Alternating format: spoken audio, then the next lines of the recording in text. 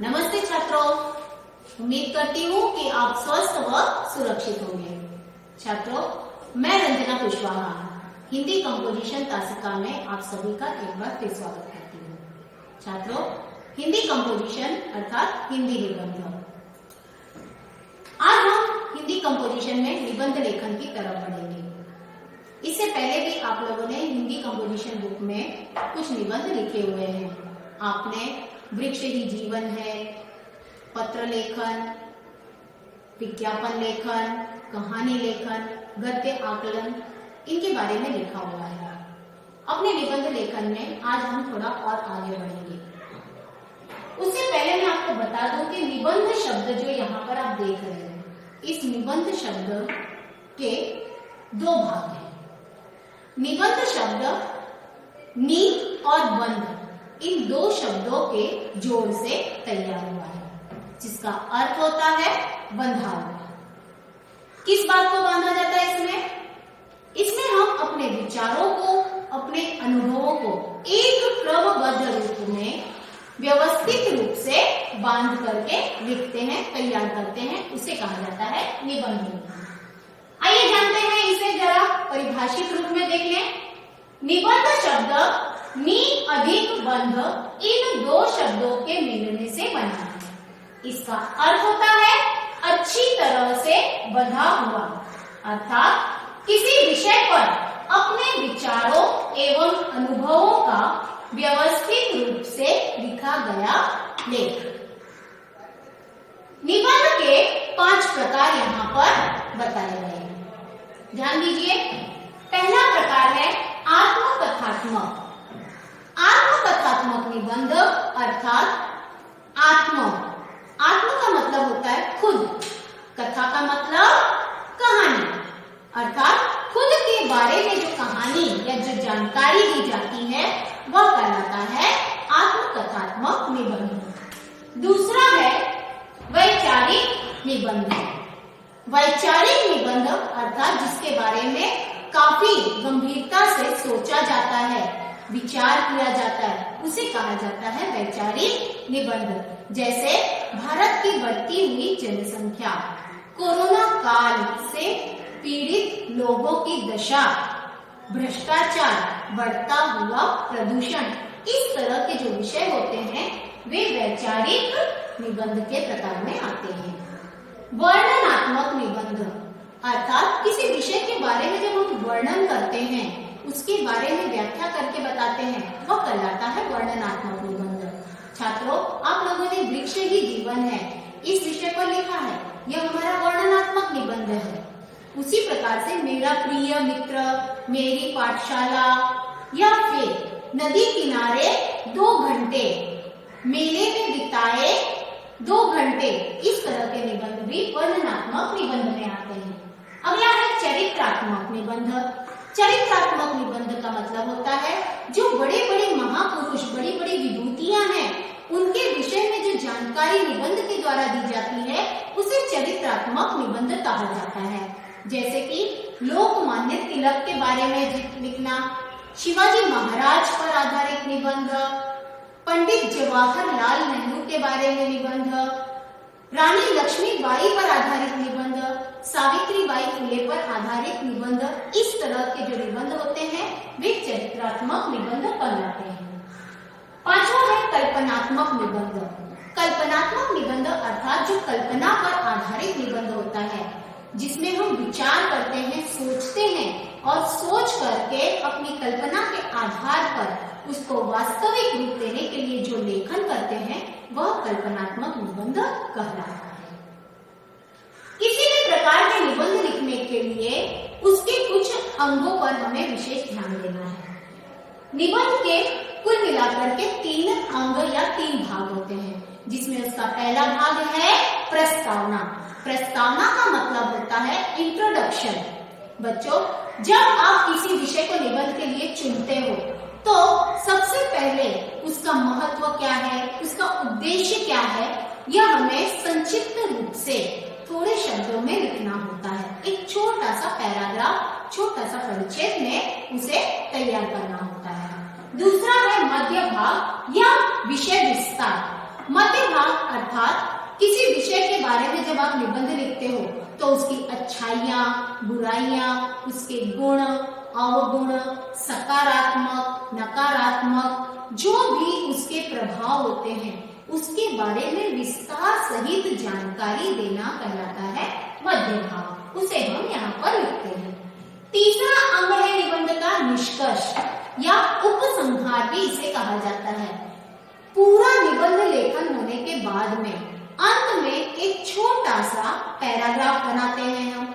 उसमें हमें ओवरऑल निबंध के आधार पर कंक्लूजन निकालना होता है कि जो विषय हमने चुना था उस पर हम क्या कर सकते हैं या उसके लिए हमें क्या करना चाहिए, यानी कि जो सॉल्यूशन होता है उसे हम किस तरह से बना सकते हैं, तैयार कर सकते हैं, वो हमें तैयार करना होता है निष्कर्ष में या उपसंहार में लेखन करना होता है। अब इसके बाद में निबंध लेखन में हमारा आज का जो विषय है वह है आत्मकथा पर निबंध। हम आत्मकथा पर जो निबंध लिखने वाले हैं उससे पहले जान लें कि आत्मकथा किसे कहा जाता है। जैसा कि छात्रों मैंने पहले ही बताया, आत्मकथा में आत्म शब्द है। आत्म का अर्थ होता है खुद अर्थात स्वयं। कथा का मतलब कहानी अर्थात खुद की कहानी अर्थात खुद के बारे में जानकारी देना ही कहलाता है आत्मकथा। अर्थात अपने जीवन में घटित जो घटनाएं होती हैं उनको क्रमबद्ध रूप से व्यवस्थित तरीके से दर्शाना ही कहलाता है आत्मकथा। खुद के बारे में जानकारी देना अथवा स्वयं की कहानी बताना उसे आत्मकथा कहते हैं। आत्मकथात्मक निबंध जब आप लिखोगे तो उसे लेखन करते समय कुछ नियमों का ख्याल रखना बहुत जरूरी है। तो देखो कौन से नियम है। पहला है मैं इस सर्वनाम का प्रयोग करना चाहिए।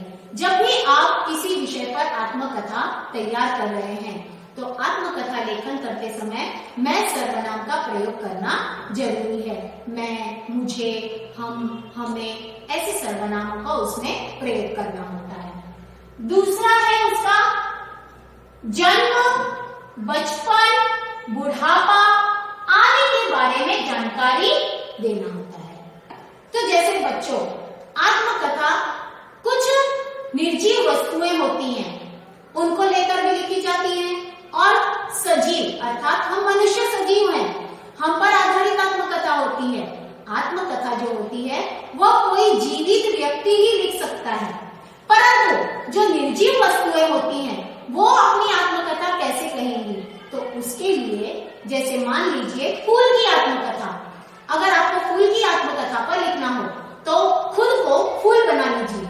अर्थात इसका मतलब यह नहीं कि आपको फूल का ड्रेसअप करना है, बल्कि आप खुद को फूल के स्थान पर रख करके कहेंगे, हाँ मैं एक फूल हूँ, मेरा जन्म एक पौधे से हुआ, मेरा जन्म जिस पौधे पर हुआ उस पौधे पर कई सारे कांटे थे जो मेरी सुरक्षा करते थे। इस तरह से मैं उस पौधे पर अपना बचपन जीता रहा। इस तरह से बहुत सारी बातें जो फूलों के साथ में जुड़ी होती हैं, वे सारी बातें मैं या हम कह करके हमें वहां पर प्रस्तुत करनी होती है। उसके बाद में है जीवन में दूसरों के लिए क्या किया है अथवा जीवन में आई हुई समस्या का विवरण यहाँ पर आपको करना होता है। अब जैसे कि फूल की आत्मकथा हमने ली है, अगर फूल की आत्मकथा के बारे में लिख रहे हैं आप, तो जीवन में फूल ने दूसरों के लिए क्या किया है। फूल के माध्यम से कई मालाएं तैयार की जाती हैं जो शादी ब्याह के समय में या सजावट के लिए काम आती हैं, या फिर किसी की अर्थी सजानी हो तो भी फूल का कार्य ही वहां पर आता है, फूल का ही काम किया जाता है। इस तरह से फूल जो है दूसरों के काम आता है, वो भगवान के चरणों में भी अर्पित किया जाता है। लेकिन उसके बाद में उसकी समस्या के बारे में अर्थात उसके साथ में क्या ऐसा दुखद घटित होता है, उसकी परेशानी क्या है, वो हमें बतानी होती है। कि फूल जब कुम्हला जाता है, मुरझा जाता है, तो हम लोग क्या करते हैं, फूल को उठाकर डस्टबिन में या कचरे की टोकरी में उसे फेंक दिया जाता है और वहां पर उसकी क्या दशा होती है वह हमें यहाँ पर स्पष्ट करना है। आज की परिस्थिति का वर्णन करना, यहाँ पर भी हम वही बात बता सकते हैं बच्चों। जैसे कि मान लीजिए अगर आप फूल के बारे में लिख रहे हैं तो आज फूलों की हालत क्या है, आज फूलों का हम किस तरह से उपयोग करते हैं और फूलों का हमें क्या करना चाहिए, उसके बारे में अच्छी तरह से हमें यहाँ पर बताना है। अब हम आगे बढ़ेंगे। यहाँ पर उदाहरणार्थ कुछ मैंने आत्मकथाओं के टॉपिक यहाँ पर दिए हैं, विषय दिए हैं। जैसे देखिए, पेड़ की आत्मकथा, नदी की आत्मकथा, सिक्के की आत्मकथा, पुस्तक की आत्मकथा, फूल की आत्मकथा। अब यहाँ पर जो विषय दिए गए हैं इनमें से पेड़, नदी, सिक्का, पुस्तक या फूल, ये हमारी तुम्हारी तरह बोल नहीं सकते हैं, लेकिन जब हम इनकी आत्मकथा पर कुछ लेखन कर रहे हैं, निबंध लिख रहे हैं, तो हमें स्वयं को उस स्थान पर रखना होगा। उसके बाद में यहाँ पर देखिए, किसान की आत्मकथा, बूढ़े की आत्मकथा, गरीब की आत्मकथा, सैनिक की आत्मकथा, कोरोना पीड़ित की आत्मकथा। अब यहाँ पर इन विषयों में ये सभी मनुष्य से संबंधित आत्मकथा है। तो इस आत्मकथा में क्या होगा, मनुष्य से संबंधित जो आत्मकथा होती है उसमें मनुष्य खुद बोलता है। तो इससे साबित हो जाता है कि मनुष्य जो जीवित है वही अपनी आत्मकथा अपने जीवन में घटित जो जानकारी होती है, जो घटनाएं होती हैं, उसका विवरण वो इसमें बताता है। अब जैसे अब इनमें से मैं एक आपको उदाहरण के रूप में बता दूं, बूढ़े की आत्मकथा। अब बूढ़े की आत्मकथा के रूप में हम कैसे लिख सकते हैं, हाँ, मैं एक बूढ़ा बोल रहा हूँ या मैं एक वृद्ध व्यक्ति हूँ, तो मैं यहाँ पर सबसे पहले अपने जन्म के बारे में बताऊं। तो यहाँ पर मेरा जन्म एक बहुत ही बड़े ब्राह्मण परिवार में हुआ था, या जो भी आप परिवार का नाम देना चाहो दे सकते हो। उस परिवार में मेरा लालन पालन बड़े ही प्यार से किया जा रहा था। मेरा बचपन हंसी खुशी के साथ में बीत रहा था। मुझे सभी प्रकार की शिक्षाएं प्रदान की जा रही थी। मैं युवावस्था तक पहुंच गया, मुझे एक अच्छी नौकरी मिल गई, मैं एक सुंदर सुशील लड़की के साथ में मेरा विवाह कर दिया गया। उसके बाद में मेरा परिवार धीरे धीरे बड़ा होता चला गया। परिवार में मेरे बच्चे जो थे, मैं उनकी देखभाल करने और उनकी जिम्मेदारी उठाने के काबिल था। मैंने उनकी शिक्षा का पूरा ध्यान रखा। बच्चे भी धीरे धीरे बड़े होते गए और मैं अब अपनी वृद्धावस्था में पहुंच गया था। अब मैं बूढ़ा होने लग गया था। बच्चे जो थे वे मुझे अपने ही करीब देखना चाहते थे। धीरे धीरे बच्चे इतने बड़े हो गए कि उनका भी मुझे विवाह कर देना पड़ा। अब मेरा घर जो है भरा पूरा परिवार बन चुका था। मेरे नाती पोते थे, बच्चे मेरे और मेरे बच्चों के बच्चे, वे सभी मेरा बहुत ही ख्याल रखा करते थे। मेरी पत्नी भी मेरी खूब सेवा करती थी। वह भी कुछ दिनों तक मेरे साथ रही और उसके बाद में चल बसी। दुख की इस घड़ी में मेरे बच्चों ने, मेरे नाती पोते ने मेरा काफी साथ दिया था। लेकिन बच्चे, यहाँ पर एक बात आपको बता दूं कि बूढ़ों की स्थिति हमेशा एक जैसी नहीं होती। हर परिवार में वृद्धों को एक जैसे रूप से उन्हें नहीं रखा जाता है। हर एक वृद्ध के साथ में बुरा नहीं किया जाता और हर एक के साथ में अच्छाइयां भी नहीं बरती जाती। तो यहाँ पर मैंने एक सकारात्मक रूप को लेकर के वृद्ध व्यक्ति के साथ में अच्छाइयां ही हुई हैं। वह अपने बुढ़ापे में भी अपने बच्चों के साथ में, परिवार के साथ में है। इससे बड़ी उसके लिए कोई खुशी नहीं है। लेकिन हम यहाँ पर यह भी बता सकते हैं कि कुछ वृद्ध ऐसे होते हैं जो अपने जीवन काल में अपने परिवार से वंचित हो जाते हैं। उनके अपने जो बच्चे होते हैं वे उन्हें वृद्धाश्रम में छोड़ देते हैं, अकेला भटकने के लिए छोड़ देते हैं। और ऐसी अवस्था में उस वृद्ध व्यक्ति की, उस बूढ़े व्यक्ति की क्या दशा होगी, इसकी हम कल्पना मात्र से ही कांप उठते हैं। तो हम बता सकते हैं कि उस वृद्ध व्यक्ति की क्या दशा हुई होगी। तो इस तरह से बच्चों हम इस तरह की आत्मकथाएं तैयार कर सकते हैं। छात्रों, यहाँ पर हम देखते हैं परिचारिका की आत्मकथा उदाहरण के रूप में। आइए मैं इसे पढ़ती हूँ, आप ध्यान दीजिएगा सभी। कुछ कविता की पंक्ति या स्लोगन के साथ में अगर कोई निबंध या आत्मकथा को तैयार किया जाए तो वह अधिक रुचिकर हो जाता है। वैसा ही यहाँ पर मैंने भी किया है। देखिए जरा यहाँ पर व्रत लिया है सेवा का, मैं हूँ एक परिचारिका। एक स्लोगन यहाँ पर तैयार किया गया है। परिचारिका कौन होती है, क्या होता है इसका अर्थ? परिचारिका अर्थात नर्स। देखिए, अब एक नर्स अपने बारे में, अपनी आत्मकथा, अपने जीवन में घटित बातों को किस तरह से स्पष्ट करती है। ध्यान दीजिए, मेरा नाम रूपा है, मैं पेशे से एक परिचारिका हूँ, मैं जन कल्याण अस्पताल में कार्यरत हूँ। तुम्हें पता होगा कि आज हर जगह कोरोना बीमारी का बोलबाला है। कोरोना इस महामारी ने सबको अपने शिकंजे में फंसा दिया।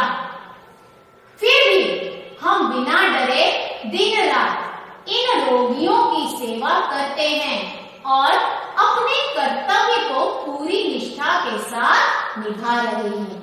इस तरह से एक परिचारिका ने अपना परिचय देते हुए कोरोना से ग्रसित जो लोग हैं उनके प्रति अपने कर्तव्यों को बताया है। आगे देखिए, हमारे अस्पताल में जो कोरोना के रोगी को भर्ती करते हैं उसकी सेवा करने का मौका मुझे मिला। एक तरफ मन में बहुत डर था तो दूसरी तरफ सेवा करने का अवसर मुझे मिल रहा था। ऐसी द्विधा परिस्थिति में मैंने और हमारे अन्य परिचारिकाओं ने अपनी जान की परवाह न करके डॉक्टरों के साथ कोरोना रोगियों की देखभाल की। मुझे अंदर ही अंदर सुकून महसूस हो रहा था कि मैं जो कार्य कर रही हूँ वह बहुत अर्थपूर्ण है, क्योंकि अन्य रोगियों में और कोरोना के रोगियों में जमीन आसमान का फर्क है। अब यहाँ पर एक परिचारिका ने किस तरह से सेवा भाव अपनी यहाँ पर दर्शाई है वो बताया गया है। आगे देखिए, सर दर्द, गले में खराश, अस्थमा का बिगड़ जाना, थकान को महसूस करना आदि समस्याओं का सामना करना पड़ता है। कोरोना रोगी जो होते हैं उन्हें इन सारी समस्याओं से गुजरना पड़ता है। यह तो शारीरिक समस्या है, लेकिन मैं जब रोगियों की मानसिक अवस्था को देखती हूँ तो मेरा हृदय विदीर्ण होता है। इस मुहावरे को यहाँ पर प्रयोग में लाया गया है। हृदय विदीर्ण करना मतलब बहुत ज्यादा व्यथित होना, दुखी हो जाना। सब रोगियों के पास जाने से डरते हैं क्योंकि यह बीमारी संपर्क में आने से संक्रमित होती है, लेकिन मैंने ईश्वर से धैर्य मांगा और मैंने बिना हिचकिचाहट रोगियों की सेवा करते रहने का प्रयास किया ताकि उनकी रोग प्रतिरोधक क्षमता बढ़ जाए। शरीर के साथ साथ उनके मन का भी ख्याल रखती हूँ और ईश्वर से यही प्रार्थना करती हूँ कि इन सारे रोगियों को जल्द से जल्द ठीक करे। एक परिचारिका जो है यहाँ पर इलाज करने के साथ साथ में, सेवा करने के साथ में वह रोगियों के लिए भगवान से दुआएं भी मांग रही है। आगे देखिए, आज तक मैं 30 साल की सेवा कर चुकी हूँ, लेकिन कोरोना रोगियों की सेवा करना जीवन की एक चुनौती बन गई है और हमने इस चुनौतियों को बड़े हौसले के साथ स्वीकार किया है। देखो बच्चों, आज के कोरोना काल में हम सभी डॉक्टर और नर्स का महत्व बहुत अच्छी तरह से जान गए हैं और यही बात यहाँ पर भी बताई गई है। आगे देखिए, ईश्वर का वचन है कि, अर्थात हम कहते हैं ना कि जो हम सेवा करते हैं किसी की, तो उस ग्रसित व्यक्ति में, बीमार व्यक्ति में ही भगवान का निवास होता है। यह बात ईश्वर का वचन के रूप में उन्होंने किस तरह से बताया है? मैं दुखी पीड़ित लोगों में निवास करता हूँ, अर्थात ईश्वर यह कहता है कि मैं अगर कहीं हूँ तो दीन दुखियों के रूप में आपके सामने हूँ। मुझे अपने पेशे पर नाज है अर्थात अभिमान है कि मैं मेरे सेवा कार्य द्वारा ईश्वर के समीप रहती हूँ। मैं खुद को भाग्यशाली समझती हूँ कि ईश्वर ने मुझे यह शुभ अवसर दिया है कि मैं रोगियों की सेवा करूं और अपना मानव जीवन सार्थक बनाऊं, क्योंकि मानव सेवा ही ईश्वर सेवा होती है। तो इस तरह से एक परिचारिका की आत्मकथा हमने यहाँ पर देखी। छात्रों, यह आत्मकथा तो एक मनुष्य पर आधारित थी, लेकिन जब कोई निर्जीव हो तो उसकी आत्मकथा को हम कैसे लिख सकते हैं, उसके लिए एक उदाहरण देखिए। नदी की आत्मकथा, यह मैंने उदाहरण में आपको भी बताया हुआ है। देखिए, मैं एक नदी हूँ। अब बच्चों, आप और हम मनुष्य हैं, लेकिन हमें खुद को नदी के स्थान पर रखना है। उसके उद्गम और उसके बचपन, उसके जन्म, बचपन और बुढ़ापे तक की सारी बातें हमें यहाँ पर बतानी है। देखिए किस तरह से, मैं एक नदी हूँ। मेरा बचपन पर्वत की हरी भरी घाटियों में बीता। दुनिया देखने का शौक मुझे मैदानों में खींचने आया। आप सभी जानते हो कि नदी जो है वह मैदानों तक फैल जाती है, पहाड़ों से निकलती है और समतल जगह पर जाकर फैल जाती है। यहाँ आकर मेरी गति धीमी हो गई। जो प्लेन जगह होती है वहाँ पर नदी की रफ्तार कम हो जाती है। धीरे धीरे मेरे किनारों पर गांव और नगर बसने लगे। आपने देखा होगा कि नदियों के किनारे कई तरह के गांव और शहर बसे हुए हैं। लोग मेरा जल पीने, खाना बनाने, नहाने धोने और खेतों की सिंचाई के काम में लाने लगे। हम सभी यह कार्य करते हैं। नदियों के पानी से भी संचित किए हुए जल से हम जैसे शहरों में रहने वाले लोगों के घरों की बिजली चलती है। समय के साथ साथ गांव और नगरों में अनेक परिवर्तन हुए। मेरे ऊपर कई जगह पुल बनाए गए, बांध बनाकर नहरें निकाली गई। पुल बच्चों आप सभी जानते हो, ब्रिज जिसे कहते हैं। बांध का अर्थ होता है डैम। डैम बनाए जाते हैं नदियों पर, उन्हें बांधा जाता है और उससे नहरें निकाली जाती हैं। परंतु जब कभी बहुत अधिक वर्षा होती है तब मुझ में बाढ़ आ जाती है। मेरे किनारे बसे हुए गांव और नगर, खेतों में खड़ी फसलें और पशु सब बाढ़ में बह जाते हैं। मुझे तब बहुत दुख होता है। छात्रों, जब नदियों में बाढ़ आ जाती है तो बहुत ही ज्यादा परेशानी लोगों को उठानी पड़ती है। सब कुछ तहस नहस हो जाता है। जान माल का बहुत ही नुकसान होता है। परंतु प्रकृति के आगे मैं विवश हूँ, मजबूर हूँ।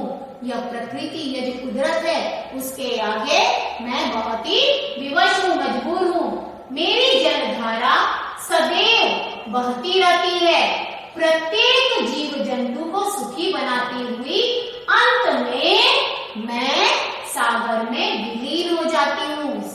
आप सभी जानते हो कि नदी जो है अंत में समुद्र में जाकर के मिल जाती है। विलीन होना अर्थात खो जाना।